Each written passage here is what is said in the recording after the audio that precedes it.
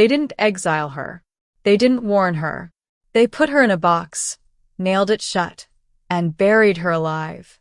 17 years old. Chained at the wrists. No trial. No merci. Just the Alpha Lord's voice above the dirt, cold and final, declaring that the cursed girl with silver eyes would trouble this empire no longer. The soil fell in layers, each shovelful heavier than the last. And inside that coffin, in the pitch-black silence beneath the sacred wolf catacombs, Naira Velith did not scream. She did not beg. She pressed her back against the wood, felt the iron runes beneath her skin burn like a second heartbeat, and she listened, because something down there was already listening to her. A voice, ancient, but patient, warm in a way that made no sense underground. It called her a name she had never heard spoken aloud. And by dawn, when the sun cracked the horizon over the empire of Velmora, the ground did not just open. It exploded. Naira rose from the grave covered in silver light, gasping and wild and completely, terrifyingly alive. And in that exact moment, every wolf across the empire buckled. Bonds severed. Alphas stumbled mid-step. Men who had never feared anything in their lives grabbed their chests like something had just been ripped out of them. And the alpha marks, those sacred, unbreakable brands burned into noble bloodlines for 300 years, cracked. If you are new here, hit that subscribe button. Now, let's get into the story. Naira Velith has never known a single day without hiding. Inside the Black Hollow Dominion, a fortress clan built on cruelty and ranked loyalty, she wakes before dawn to avoid the worst of it. The other clan members do not hate her quietly. They are loud about it. Silver eyes mark her as a rot-cursed child, and in Velmora, that is not superstition. It is law. Rot-cursed children are believed to carry death in their veins, blamed for crop failures, for sickness, for the civil wars that tore the empire apart over the last 4 centuries. Her grandmother, Riva, is the only reason she is still alive. Riva is not soft. She is a hard, stone-faced woman who smells like iron and burnt herbs and never once told Naira she loved her out loud. But she pressed iron runes beneath Naira's skin when she was 4 years old, and those runes have suppressed whatever ancient thing lives inside her for 13 years. That is love, Riva said. That is the only love I have that will keep you breathing. Funny moment. Naira recounts the time she accidentally caused an entire storage room of grain to levitate when she was 11 because she sneezed wrong. Riva's response was to hand her a mop and say, "You will clean this, and you will never sneeze again." Naira has been afraid of Pepper ever since. But the runes are weakening. Naira can feel it. A low hum beneath her skin, like a second heartbeat that does not match her own. It pulses harder during the moon cycles. It makes her fingertips go silver at the edges in the dark when she thinks no one is watching. Someone is watching. Alpha Lord Drexen Mordane's scouts have been circling the Black Hollow Dominion for 3 months. Drexen is the most powerful alpha in Velmora, a man who executes problems before they become complications. He received word of a silver-eyed girl hidden inside the Fortress clan and cross-referenced her birth date against the Empire's oldest prophecy archive, the Velith Collapse Prophecy. 63 words, scratched into a stone tablet, predicting that a silver-eyed heir of the old Guardian bloodline would appear during a Crimson Eclipse and cause the alpha marks to break. Drexen reads it 3 times. Then he orders his soldiers to move. The night the Crimson Eclipse begins, the Black Hollow Dominion burns. Not from fire, from the Dominion Alpha surrendering Naira without a fight. She is dragged out in chains before the entire gathered court, still in her sleeping clothes, standing barefoot on cold stone while Drexen Mordane names her a witch in front of thousands. She almost laughs. Not from amusement, from the specific exhaustion of being 17 years old, barefoot, and on trial for existing. The sentence is immediate. No appeal. No council. Buried alive beneath the sacred wolf catacombs, the oldest burial ground in the Empire, where wolf ancestors are said to rest. The theory is that the earth will neutralize her, that the sacred soil will seal whatever lives inside her permanently. Riva is not there. Naira is put in the coffin alone. The last thing she hears before the lid closes is Drexen's voice, calm and without ceremony. Let the ground have her. The soil falls.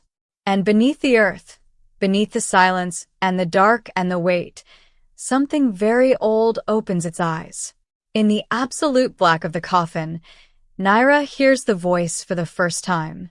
It does not whisper. It speaks clearly, warmly, in a language she has never learned but understands perfectly. It says, "You are late, little guardian, but you are right on time." There are ruins beneath the wolf catacombs that are not on any map. The wolf ancestors buried above them would have no memory of these tunnels, because these ruins predate the wolves. They predate the Empire. They predate every record Velmoran scholars have ever argued over in Camelot libraries while drinking bad wine and feeling important. These ruins are from the age before the Alphas existed at all. And they're not empty. When the ground explodes at dawn and Naira rises from the grave, she is not conscious of doing it deliberately. It is not a choice. It is more like breathing, an involuntary, desperate, full-body need to exist. The silver light that erupts from her skin is not something she controls. It is something that has been caged for 13 years, suddenly remembering what it is. For approximately 4 seconds, Naira stands above her own grave and thinks, well, that's new. Then every wolf in Velmora collapses. The bond severing lasts only a moment, less than a breath, but it is enough to cause chaos across the entire Empire. Alpha Lords mid-meeting grab the walls. Warriors in training fields drop their weapons. Nobles at breakfast tables knock over their very expensive imported tea. 3 separate councils descend into emergency session within the hour. And the alpha marks crack. Not shatter. Not disappear. But fracture. Thin silver lines splitting the branded skin like old porcelain. Visible proof that something in the foundation of alpha power has shifted. Drexen Mordain is informed while he is still asleep. He takes the news badly. Funny moment. The messenger who wakes Drexen describes the situation in such careful diplomatic language. "My lord, there has been a minor unexpected development regarding the burial situation. That Drexen's initial response is to assume someone spilled something on the sacred catacombs floor." The clarification does not go better. Naira, meanwhile, has no idea the full extent of what she just did. She is standing in a crater of her own making, covered in grave dirt, wearing torn sleeping clothes, trying to figure out where north is. The voice from beneath the earth is still with her, not outside her now, but inside. Settled somewhere behind her sternum, like a second presence that is warm and patient and deeply, quietly familiar. It begins to show her things. Images. Memories that do not belong to her. A woman with silver eyes and hands that glowed, standing in underground ruins centuries ago, pressing her palms against a sealed door and making a choice that cost her everything. A throne room full of men in old armor arguing over a power they did not earn. A ritual, ancient and brutal, that ripped something luminous out of the earth and distributed it into bloodlines that were never meant to carry it. The alpha power was not a gift from destiny. It was stolen. Naira is still processing this when she hears footsteps behind her. She turns.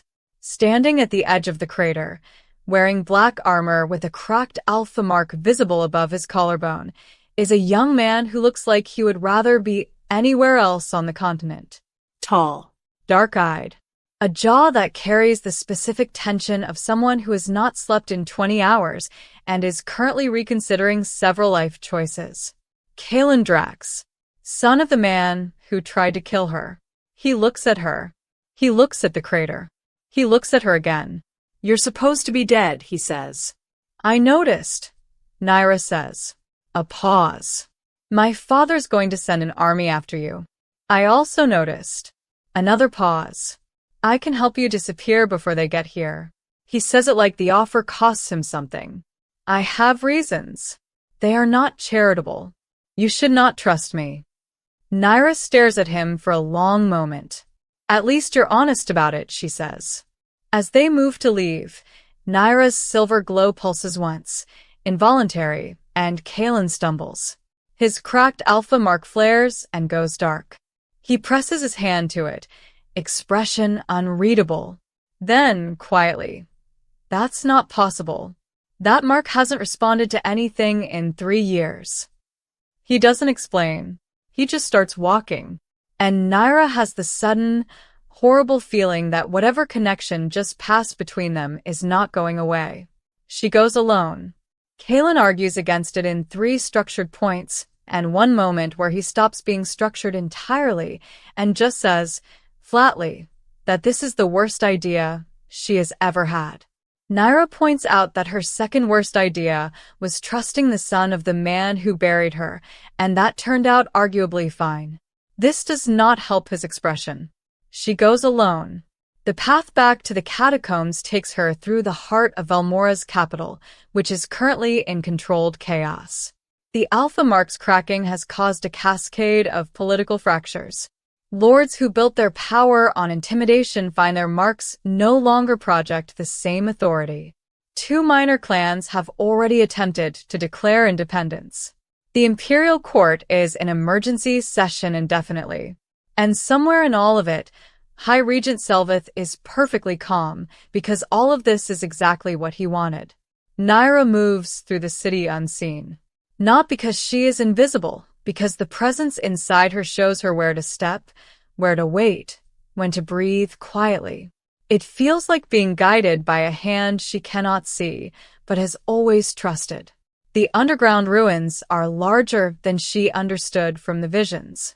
Vast chambers of stone carved with guardian script, lit by bioluminescent growths along the walls that pulse silver blue in the dark.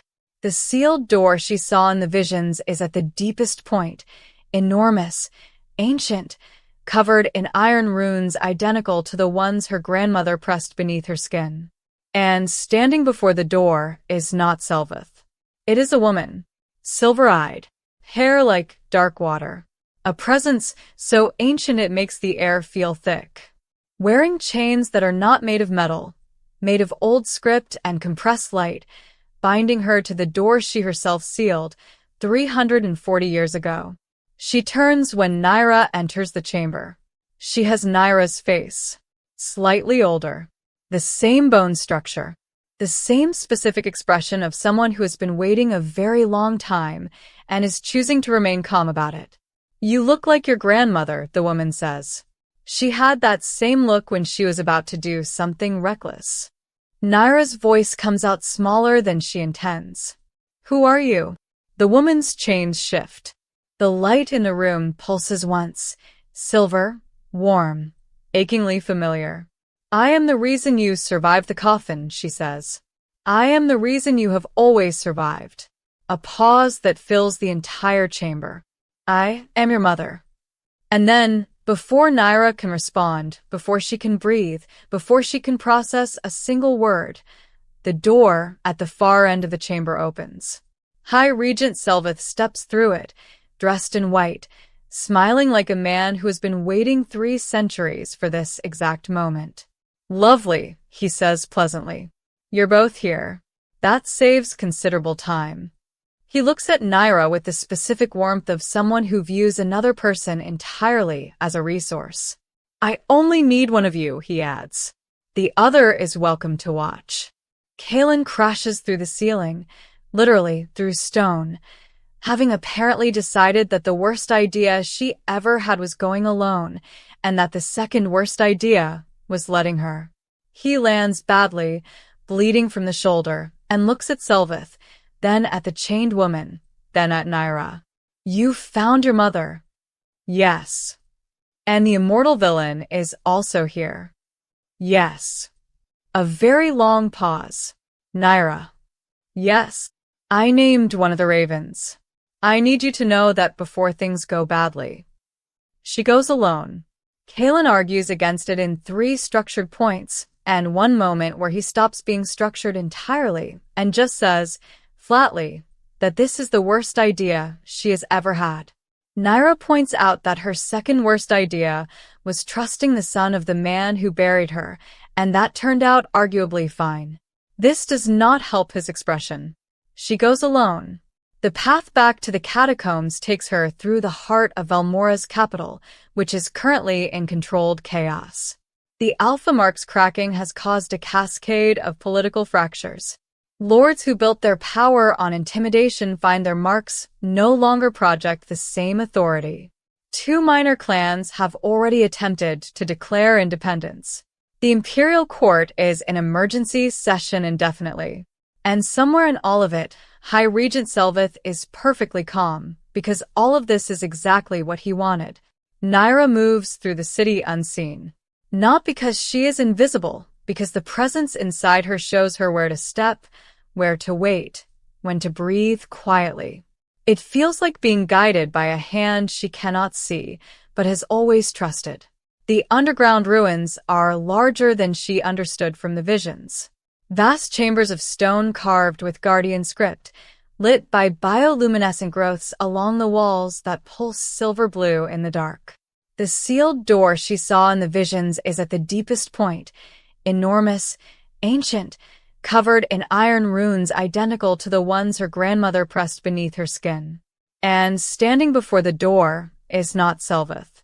It is a woman, silver-eyed, hair like dark water, a presence so ancient it makes the air feel thick, wearing chains that are not made of metal, made of old script and compressed light, binding her to the door she herself sealed 340 years ago.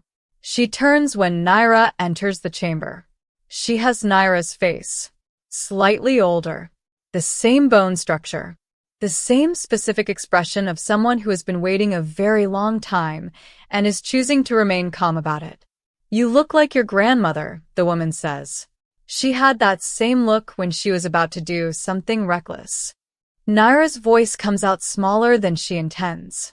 Who are you? The woman's chains shift.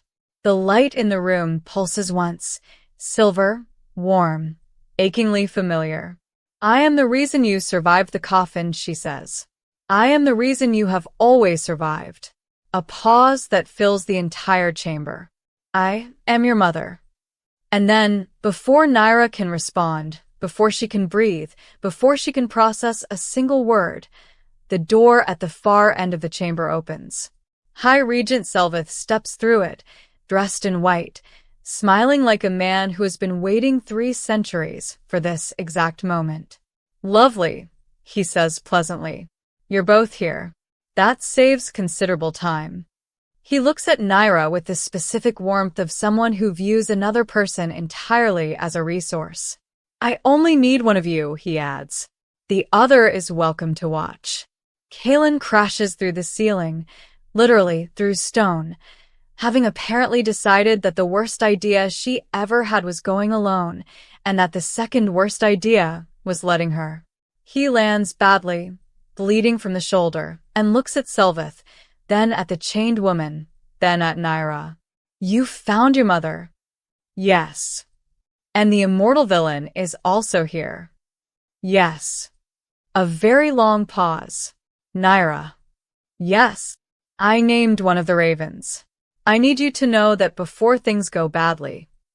The thing about an immortal villain, Naira quickly learns, is that they are extraordinarily difficult to rattle.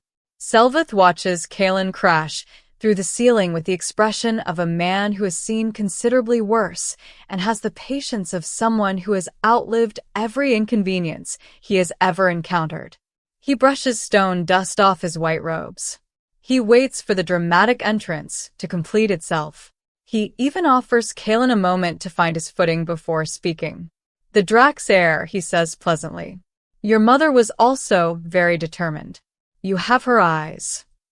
Kalen, who has been bleeding calmly from the shoulder since the ceiling incident, goes very still. You knew my mother. I arranged her death, Selveth clarifies, with the same tone someone might use to mention they arranged a dinner reservation. She was getting too close to the truth. These things happen. I am sorry for your loss.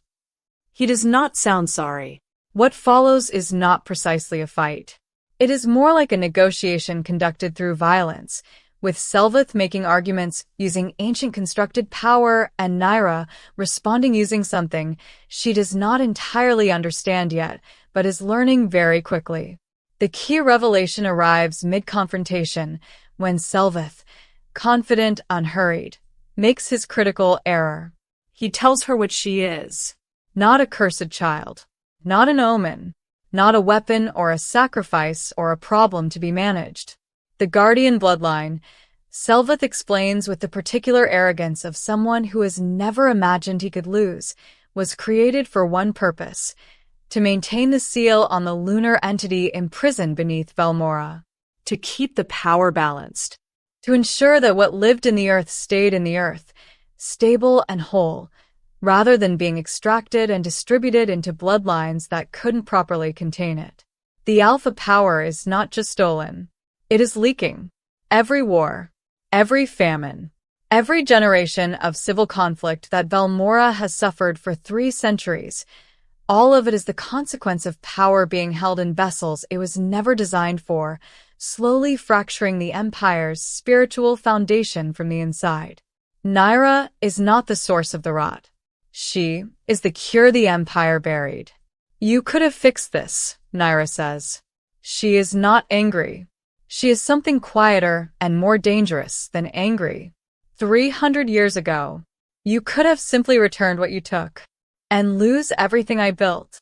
Selveth tilts his head. I think not. This is when Naira's mother speaks from behind her chains.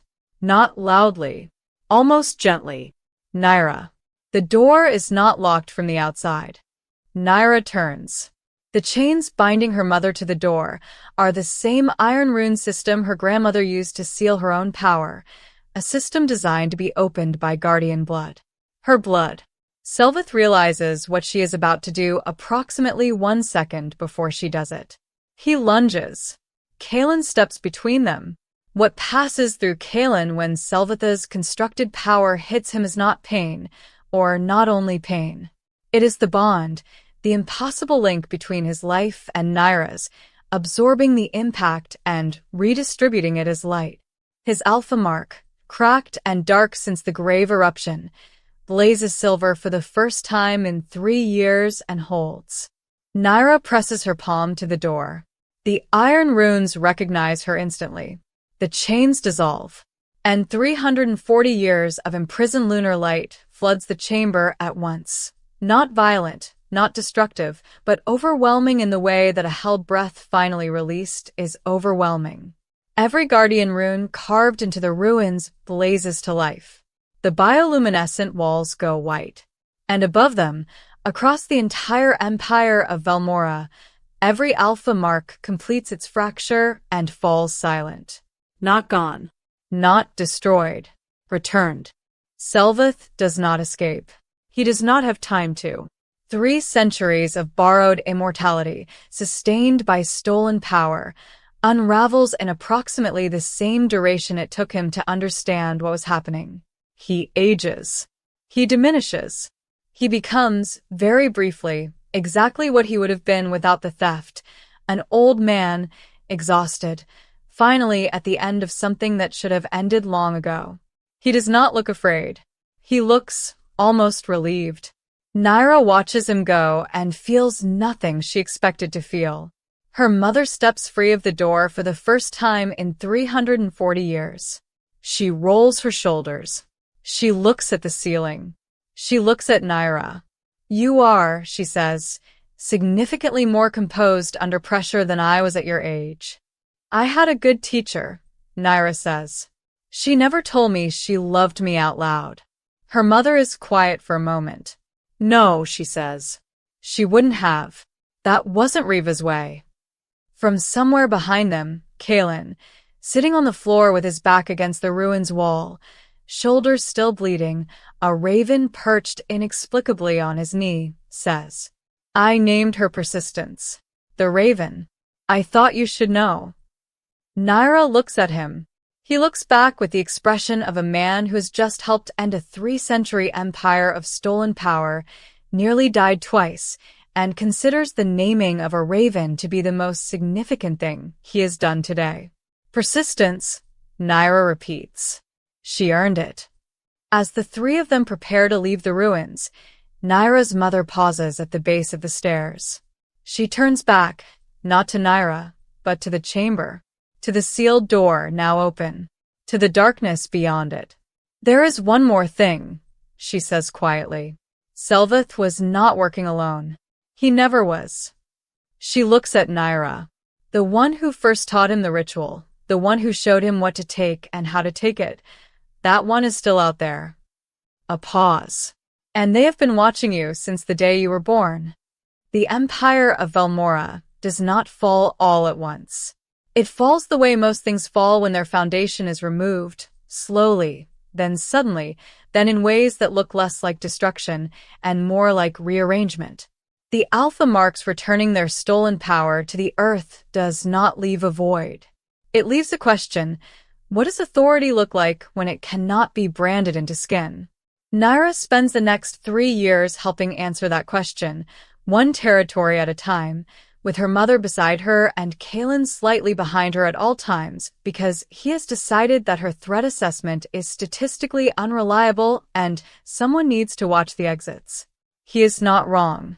They build something new in the old Guardian territories, not a throne, not an empire, not a system held together by fear of what the Alpha Marks could do.